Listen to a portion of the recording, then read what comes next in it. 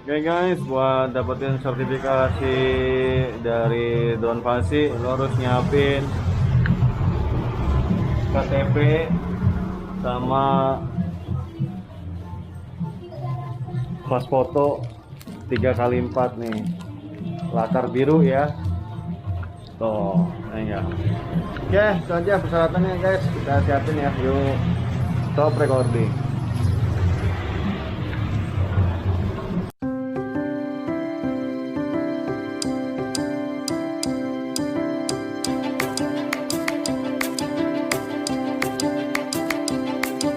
Oh, halo guys, selamat pagi. Assalamualaikum. Baru mulai Ya, kita hari ini berlima nih dari Mabar Drone Bekasi. Om Ari, Roni. Om Roni, Ya. Om Pri, Om Hendra, dan Om Pri nih. Ya, kita bareng-bareng jam 6 dari Bekasi. Jam 7 target kita udah sampai di Wisma Aldiron, di mana sertifikasi Fasi berlangsung. Oke, nanti kita nyampe sana, kita lanjut lagi ya gimana nih suasananya. Oke, cus, kita cabut. Ya guys, jadi sebelum sertifikasi pilot drone Fasi ini dimulai, kita wajib melakukan rapid test. Ya, dari Bekasi jam 6 sebenarnya mulai materi trainingnya jam 8, cuman karena harus rapid test jadi kita siap-siap di sini sudah sampai jam 7 pagi. Oke, tuh Om Hendra lagi ngelakuin rapid test. Oke guys, jadi pelatihan ini terbuka untuk umum ya. Kita yang dari sipil pun atau hanya penghobi aja bisa ngikutin. Ya, itu bisa dilihat di belakang dari Basarnas, juga dari Pramuka pun juga ikut nih ya. Jadi nggak cuman untuk sipil aja, tapi instansi pemerintah wajib semua mengikuti sertifikasi drone atau penerbangannya dari Fasi TNI AU. Oke guys, kita cari sarapan dulu ya. Oke, rapid test sudah kita lakukan nih. Iya enggak? Pak Pri, Pak Roni, Om Hendra, Om P udah lulus semua nih kita nih. Sekarang kita ngisi absen masuk. Ya. Nah, ini nih suhunya nih. Suhu udara nih, Om Hen ya. Oke, kita lanjut masuk nanti ke dalam ya. No, ruangannya dalam no. Wih, udah Mabar Drone Bekasi, nggak malu-maluin ya. Pertama kita di sini, on time disiplin. Oke, ini bannernya ya. Kita ikut pelatihan dulu nih, kita belajar dulu training ya guys. Pagi pak. Dari Bekasi pak, Mabar Drone Bekasi pak. Iya betul pak. Makasih pak. Insya Allah enggak pak.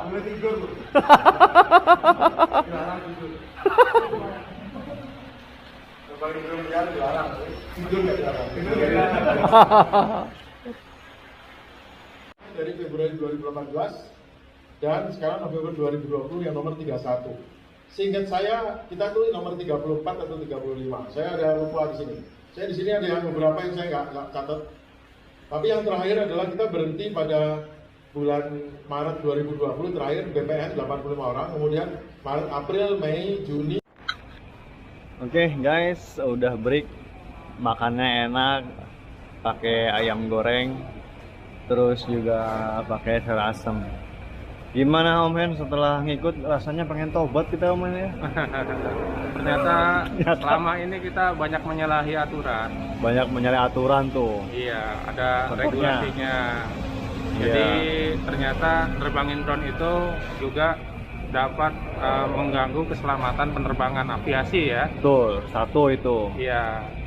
Terus yang kedua properti juga, ya kan? properti orang. Dan yang kita lupa lagi nih, helikopter. Helikopter, betul. Gua jujur lupa tuh mikirin helikopter, gua ngeliatinnya pesawat yang mana ya, nggak taunya helikopter Ada juga jalurnya tuh. juga Ada dia. jalurnya juga helikopter. Kita baru tahu ya setelah Terus, disosialisasi sama sosialisasi sama Kolonel Agung. Kolonel Agung Sasongko. Siapa tadi namanya ya? Iya, itulah. Panjang Agung namanya. Sasongko tadi ya. Nah, Iya, ketua terus Fasi ya. juga ketua Fasi, terus juga ternyata sama lingkungan hidup juga ada. Iya. Satwa juga ada. Mm-mm. Terbang malam juga nggak boleh. Mm-mm. Terus Ya pokoknya banyak deh. banyak deh aturan-aturan pokoknya. yang mungkin untuk kedepannya harus kita lebih hati-hati lagi ya. lagi untuk terbang. Oke. Yaudah sekarang kita tobat dulu yuk. Salat dulu kita. Tobat dulu yuk. Tobat. Oke guys, kita salat dulu ya. Cus. Yang udah pernah merasa dirinya jago, nggak sekedar dia ngerasa oh gua harus terbang, gua harus udah dikejar target seperti itu, nggak bisa seperti itu. Semuanya harus kita siapkan. Seperti itu. Oke, terima kasih. Ini Ya, nih kita lagi break guys. Enggak, break dulu nih. Aduh, hujan-hujanan nih. kawan member baru nih. Oh, dengan Pak Haryanto. Oke, kita kayaknya trainingnya nggak bisa di luar nih. Kita indoor nih. Nggak tahu nih Inspire bakal diterbangin apa nggak, ntar kita lihat aja ya. Mana ya? Oke, kita lanjut lagi ke dalam ya. Breaknya udah kelar nih. Cus. Adalah bapak-bapak dan ibu-ibu sekalian, itu mulai saat ini dan seterusnya, bapak-bapak dan ibu-ibu itu adalah seorang pilot, bukan operator, bukan teknisi. Bapak-bapak dan ibu-ibu adalah seorang pilot. Kenapa saya bilang begitu? Karena tanggung jawab bapak-bapak dan ibu-ibu sekalian itu sangat besar. Apabila suatu saat amit-amit mengalami suatu kecelakaan dan menimbulkan korban jiwa dan korban material, maka yang turun untuk pertama kali melakukan penyelidikan itu adalah KNKT. Bukan siapa-siapa Pak, KNKT. KNKT akan turun. KNKT akan melihat pesawat ini bisa mengalami suatu kecelakaan, itu karena apa? Akan diurut. Gimana dengan maintenance-nya? Gimana dengan private-nya? Gimana dengan logbook-nya? Apakah semua itu ada? Kalau umpamanya semua itu tidak ada, maka ya saya nggak bisa bilang apa-apa lagi. Selain itu, daripada itu pun juga akan ditanyakan, pilot ini sertifikasinya dikeluarkan oleh siapa? Di mana sekolahnya dia? Urutannya jadi panjang, Pak. Nah, oleh sebab itu, jangan kita mensepelekan soal masalah maintenance dan pre-flight, terutama soal pencatatannya. Itu yang paling penting, pencatatannya. Selain daripada itu, banyak hal positif, banyak hal yang menguntungkan bagi kita bila pencatatan kita itu cukup baik. Keuntungannya buat Ya guys, ini udah habis sholat asar nih, jam 5-an. Kita coba ngeliat materi praktek. Oke, ini dia lagi di tes nih, pakai Inspire 2. Oke, lagi tes dari fasinya. Di pojok dua-duanya sama semua. Oke. Stop, lepas. Pokoknya lepas langsung aja. Oh, iya. Ini abain naik. Naik aja, up terus, jangan ragu-ragu, up. Ya, unitnya udah ke atas. Up lagi, makin aman. Pelan-pelan aja, jangan diikat. Naikin lagi. Wih, gede banget.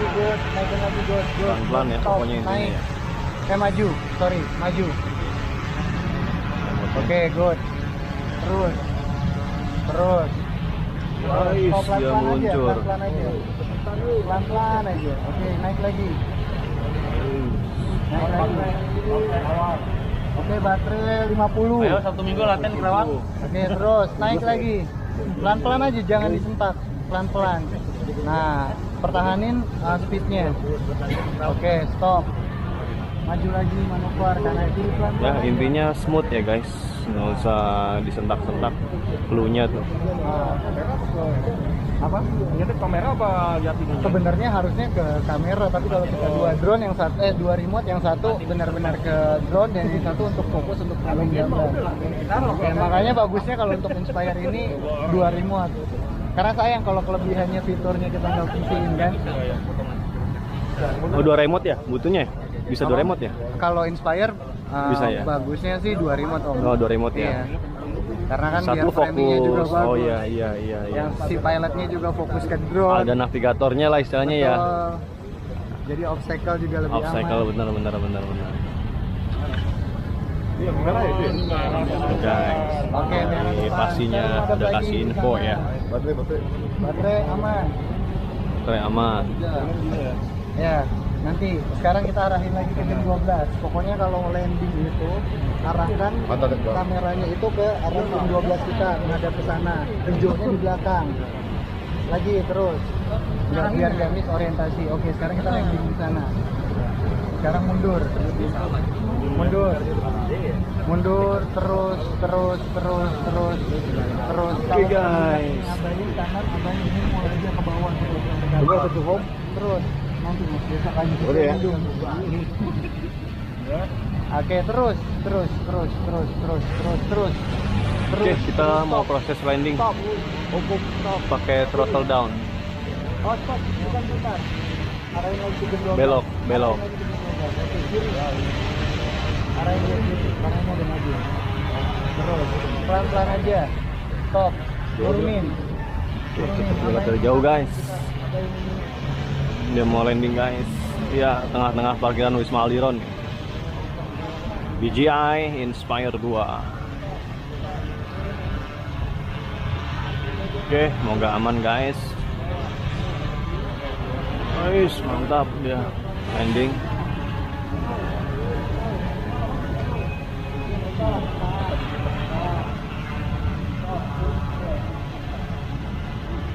Proses hovering dulu. Jadi sebelum landing di hovering 20 detik. Full ke bawah. Full ke bawah, tahan sampai mesinnya mati. Full ke bawah sampai mesinnya mati. Full ke bawah. Oke, mantap guys. Thank you ya. Yuk, cus. Kita masuk kelas lagi.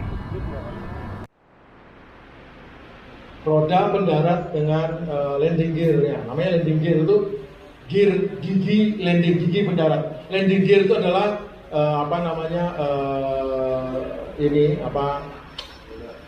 roda dan ininya dan gearnya. Nah, saya biasanya landing gear. Jadi bukan terjemahannya gigi pendarat. Gak usah terjemahan landing gear gitu aja. Itu kalau dia kena bentuknya telanjang gini, wah jelas ini drag, full drag. Namun makanya kadang-kadang dibungkus dengan semacam penutup sayap bentuknya aerodinamis seperti ini. Biasanya pakai crack gitu ditempelkan, terus dipakai velcro, ditambah dengan helmnya sepeda taruh di sini, langsung reduce drag. Dragnya berkurang. Laminat flu saat ada es langsung dragnya loncat besar sekali. Jangan pernah ganggu di sini, daerah sini. Nah, kalau tadi makin pelan, dragnya makin besar. Namanya induced drag. Drag yang dari belakang. Induced drag. Namun pesawat ini juga punya drag yang makin kencang, makin gede. Namanya parachute drag. Drag awal. Karena dia menantang angin, karena dia asal permukaan, dia sudah punya parachute drag. Yang kalau dia pelan, drag parachute dragnya kecil. Makin kencang, parachute dragnya besar. Berlawanan dengan induced drag. Makin pelan, induced dragnya besar, makin kencang, induced dragnya kecil. Jadi ada induced drag itu drag yang nahan dari belakang, parachute drag itu drag yang nahan dari depan. Pesawat itu kalau dia terbang, di ujung sayap menghasilkan wake turbulence, wing tip vortice.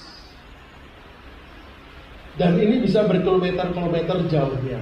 makin besar pesawatnya, makin berat bebannya, makin lift yang dihasilkan makin gede, maka bisa berkilometer-kilometer di udara itu ada vortex yang besar sekali. Kapal laut yang berat, dia di laut bisa sampai 20-30 km mulakan di belakangnya. Di air. Kalau ada kapal kecil lewat sini pasti kadang-kadang tenggelam kan. Oke guys, sekarang udah jam 7 malam nih. Kita udah kelar training sesi hari pertama. Tadi teorinya itu mulai dari CASR 61, 91, 107, meteorologi dan weather juga, terus juga ADM. ADM apa tadi kepanjangannya? Advice Decision Making. Oh ya kan? Aeronautical. Dan Aeronautical Decision Making.